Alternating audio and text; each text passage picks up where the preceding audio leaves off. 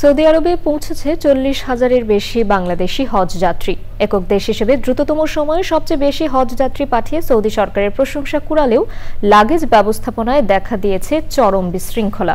গতকাল 6 জন বাংলাদেশি হজযাত্রী বার্ধক্যজনিত কারণে মৃত্যুবরণ করেন, এর মধ্যে একজন নারী। মক্কা থেকে MY আলাউদ্দিনের রিপোর্ট। উমরা পালন, মিনা, আরাফা, জাবালে নূর সহ পবিত্রতম স্থানগুলো পরিদর্শনের মাধ্যমে ব্যস্ত সময় পার করছেন বাংলাদেশ সহ বিশ্বের বিভিন্ন দেশ থেকে আসা হজ যাত্রীরা। হেরামের ভিতরে যেন 5 ওয়াক্ত নামাজ জামাতে পড়তে পারি, কোরআন তেলাওয়াত করা, নফল নামাজ পড়া, এই কাজগুলি করছি। কারণ হলো যে প্রতিটা মুহূর্ত, প্রতিটা সেকেন্ড যেন আমরা এখানে ধর্মীয় কাজে ব্যয় করতে পারি। মিনার তাবুতে আমরা পরিদর্শন করতে এসেছি।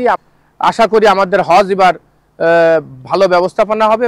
তবে রোড টু মক্কা ইনিশিয়েটিভ এর আওতায় লাগেজ ব্যবস্থাপনায় দেখা দিয়েছে চরম বিশৃঙ্খলা। সময়মতো লাগেজ না পেয়ে ক্ষোভ প্রকাশ করেছেন হজ যাত্রীরা। আমাদের লাগেজ আমরা আজকে সবগুলি পেয়েছি, এখন অনেকেই লাগেজ পাচ্ছেন। এটা মোটামুটি হেরেম শরীফ থেকে অনেক দূরে, প্রায় 7-8 কিলোমিটার দূরে। হাজি সাহেবরা কারো লাগেজ মিস হইলে ওখানে যাওয়া আসাটা হাজি সাহেবদের জন্য অনেক বাধারসন। লাগেজ ব্যবস্থাপনায় অনিয়মকারীদের বিরুদ্ধে কঠোর পদক্ষেপ নিতে আহ্বান জানিয়েছেন হাবের প্রতিষ্ঠাতা মহাসচিব।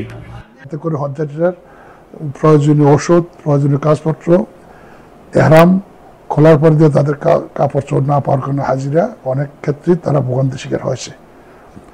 এই জন্যে লাগেজের ম্যানেজমেন্টটা থেকে আরো সক্রিয় এবং সুন্দর ব্যবস্থা করা উচিত আমি মনে করি। লাব্বাইক আল্লাহুম্মা লাব্বাইক, লাব্বাইক লা শারিকা লাকা লাব্বাইক তালবিয়ার মাধ্যমে আল্লাহর পথে আগত হজযাত্রীরা ছুটছেন কাবাগরের দিকে। এভাবে হজের আগে নিজেদেরকে ঝালিয়ে দিচ্ছেন এসব হজযাত্রী। সৌদি আরবের মক্কা থেকে MY আলাউদ্দিন, চ্যানেল আই।